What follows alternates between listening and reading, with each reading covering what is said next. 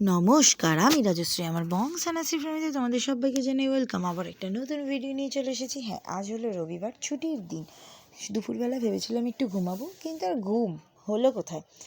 এত ভাইরা এলো যে এত গেম খেললো, গেমে ঢিস ঢাস করে আমার ঘুমের একদম চোপাট করে দিল। তারপরে সঞ্জিত চালিয়েছিল টিভিতে একটা বই, গঙ্গা জল।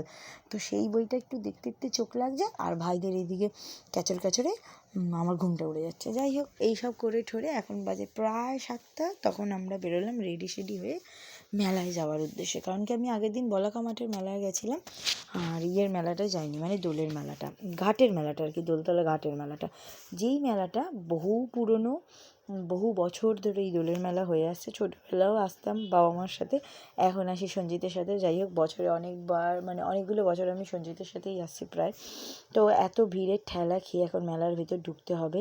এখানে দাগুলো দেখে বেশ ভালো লাগছিল। না না, একদম ভাববেন না যে আমি কাউকে খুন করতে যাব। হ্যাঁ, সেটা আলাদা কথা। কেউ যদি আমার সাথে খুব বাড়াবাড়ি করে, খুব তেজাতেজি করে, তাহলে তাকে আমি মেরেই কুপিয়ে ফেলবো।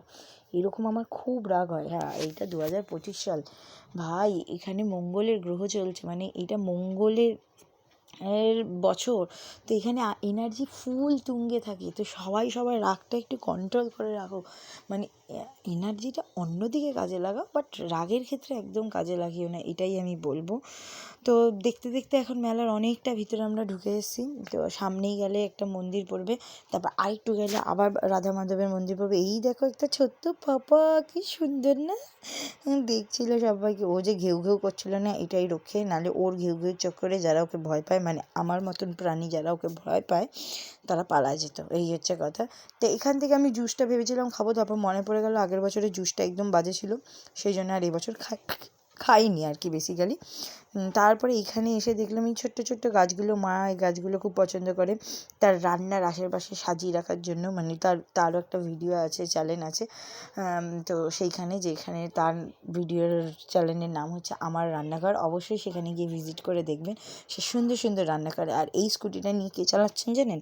আমি চালাচ্ছি। এইভাবে স্কুটি আমি চালাই, সোজা হয়ে একদম। তো সেই জন্য নিজেকে দেখতে পেলাম, আর বেশ ভালো লাগলো। এই কানের দুটো ভালো লেগেছিলো, ভেবেছিলাম পরে নেব। তো আর বেসিক্যালি মাথা থেকে বেরিয়ে গেছিলো, আর পরে এখান দিয়ে নেওয়াই হয়নি, মানে এই পাশে আমি আর আসিনি। তো ওই দিক দিয়ে বেরিয়ে চলে গেছিলাম, তো ভুলেও গেছিলাম। তো তারপরে বাড়িতে এসে, অনেকক্ষণ পর বাড়িতে এসে রাত্রিবেলা শুয়ে আমার মনে পড়লো, যা, আমি তো দুটো কানের পছন্দ করেছিলাম, কিনলামই না। তারপরে এখানে প্যাঁচার টেবিল, প্যাঁচা ছোটো ছোটো সব কিছু, শোপিস সব কিছু রয়েছে। আর এই দেখে নিন, রাধা মাধবের দর্শন করে নিন, সবাই নমস্কার করে নেবেন অবশ্যই। আর এখানে সুন্দর সুন্দর ছোট্ট ছোট্ট কিউট কিউট টেডি ছিল, বেশ ভালো লাগছিলো আমার। টেডি ডের দিন এত টেডির দাম হয়। এখান থেকে সবাই টেডি কিনে রাখুন অল্প অল্প করে, 40 টাকা, 30 টাকা, 50 টাকা করে, তাহলে রেখে দেবেন। ওইখানে গিয়ে মানে টেডি ডের দিন দিয়ে দেবেন। যাই হোক, এই দাদুটার কাছে আমি প্রত্যেক বছর ভেলপুরি খাই। দাদুটা বেশ ভালো ভেলপুরি করে। 2-3 বছর ধরে তো আমি এই দাদুটার কাছে খেয়ে আসছি। যেখানেই দেখি, যেই মেলায় দেখি, সেই মেলায় খাই। কিন্তু এইবার চাটনিটা আমার একটু বেশি মিষ্টি লাগলো। যাই হোক, আমি তো পেঁয়াজ দিয়ে খাই না জানেনই, নর্মাল আলু দিয়ে ঝুরি ভাজা চাটনি আর বাদাম দিয়ে খাই। কিন্তু এইবার চাটনিটা আমার কীরকম একটা ডিফারেন্ট লাগলো, যেটা আমার একদম ভালো লাগেনি। কিন্তু আপনারা অবশ্যই খাবেন, যেহেতু মেলায় বসেছে, সবার থেকে খাবেন মেলায়। কারণ সবাই তো এই মেলায় ইনকাম করে, তাই না? সবার সংসারের জন্য ভাবে। আর এইখানে দেখুন, ঘোষবাড়ি আর দাসবাড়ি, মানে একটা সমুদের বাড়ি, একটা আমার বাড়ি, দুটো পরপর বাড়ি একদম রয়েছে।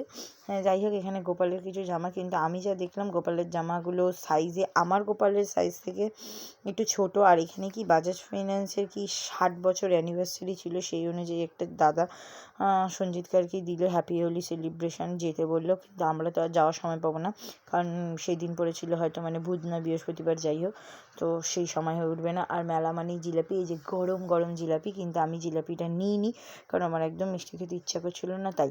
তারপর চলে গেলাম বলাকা মাঠের মেলায়। দাদাইদা কল করেছিল, বললো ওই মেলায় আছে, এই মেলায় আয়। তারপরে এইখানে পিছনে গাড়ি রেখে তারপর আস্তে ধীরে যাচ্ছে। এই দেখুন, এইটা মিকি মাউসের পিছন, এখান দিয়ে কী হাওয়া বেরোচ্ছে, ঠান্ডা ঠান্ডা। ভয়ে কোনো রকমে গেলাম, গিয়ে দেখি সামনেই এত সুন্দর শোপিসের দোকান বসেছে, আর জেঠুটা খুব সুন্দর করে পরিষ্কার করে রাখছে, বেশ ভালো লাগছিলো দেখতে। মানে প্যাকেটিং করে রাখবে যাতে ধুলোবালি না পড়ে। অবশ্যই আমি বলবো সবাই একটা একটা করে জিনিস কিনবেন প্রত্যেক দোকান থেকে, তাহলে তাদের সংসারটাও চলবে, এই ভেবেই তো তারা মেলায় বসে। এই দেখো পচার সাথে দেখা গেছে, পচার গুন্ডামি শুরু হয়ে গেছে, পচা এখন উঠবে মিকি মাউসে। আমরা তো কত ছোটোবেলায় উঠতাম, মানে তরুণ সংঘ মাঠে, আমাদের বাড়ির সামনে তরুণ সংঘ মাঠ ছিল, আর সেখানে পয়লা বৈশাখের মেলা বসতো, আর সেইখানে গেলেই আমি মানে মিকি মাউসে উঠতাম, বাদাম খেতাম, জিলিপি খেতাম, এইসব করে বেড়াতাম। মানে আমাদের ওখানে 15 দিন মেলা থাকতো, আর আমি প্রত্যেক দিন যেতাম, কারণ বাড়ি থেকে একদম 2 মিনিট হাঁটা পথে মেলা পড়তো। তো প্রত্যেক দিন যেতাম, পড়ে ঠরে মা পড়াতো, আগে মা পড়াতো, মা পড়িয়ে টড়িয়ে উঠে ছাড়তো, দিয়ে দৌড় মারতাম। আমার খুব ভালো লাগে। তারপর মেলার মোমো আমার খুব একটা পছন্দ না, তো পচা বললো মোমোই খাবে, তাই 5 পিস মোমো 60 টাকা। মেলাতে 5 পিস মোমো 60 টাকা, আর এই ভেজাল সস দিয়ে দিল, কিছু বলার নেই। তা ও বলেছে ও ছোটো বাচ্চা মানুষ মোমো খাবে, তো ও মোমো খাক, ও পেটটাও ভরবে। মোমোটাও ভালো কিনা আমি ঠিক জানি না, যাই হোক যখন দিল তারপরে একটুখানি ভেঙে, আমি তো মোমোর বেসিক্যালি স্টাফটা খাই না, মানে স্টাফিংটা আর কি খাই না, তো ওপরের ছালটাই খাই। তো ছালটা দেখলাম অনেক মোটা, মানে ময়দার কোটিংটা অনেক মোটা ছিল, ওর গরম লেগেছিলো, আমি বললাম দিয়ে আমি ধরি, তুই আস্তে ধীরে খা।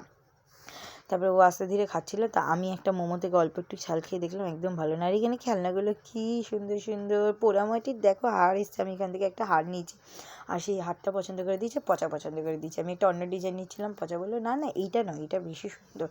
তারপরে আমি ওর কথা শুনি, যেহেতু ছোটো বাচ্চা না, সেই জন্য ওর কথা শুনি, ওর ডিজাইন মতনই নিলাম। এখানে ঢ্যাঁড়সগুলো দেখে মনে হচ্ছিলো একদম অরিজিনাল ঢ্যাঁড়স আর কি।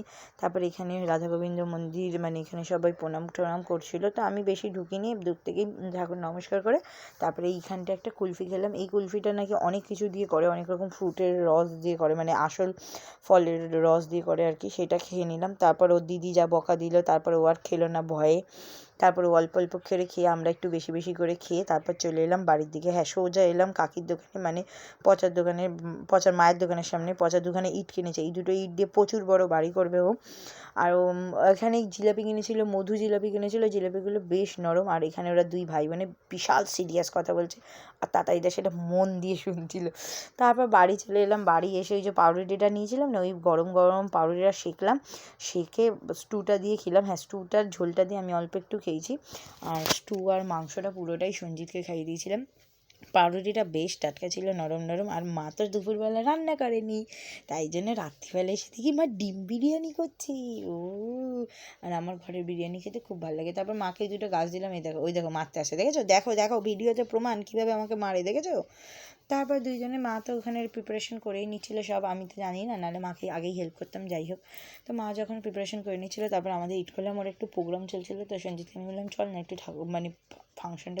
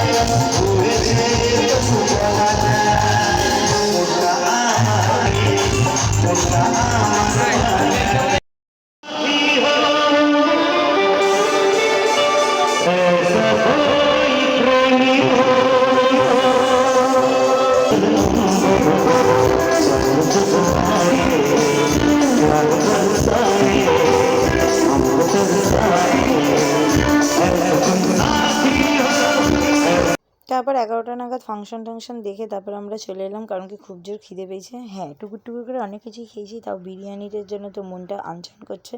তারপর বাড়িতে দেখি গিয়ে বিরিয়ানি রেডি, দম দেওয়া কমপ্লিট, বিরিয়ানি কমপ্লিট। হ্যাঁ, মাংসটা তো মা সকালবেলায় স্টু করে নিয়েছিল, তাহলে চিকেন বিরিয়ানি কী করে হবে, সেই জন্য ডিম বিরিয়ানি করেছে, ডিম আলু দিয়ে।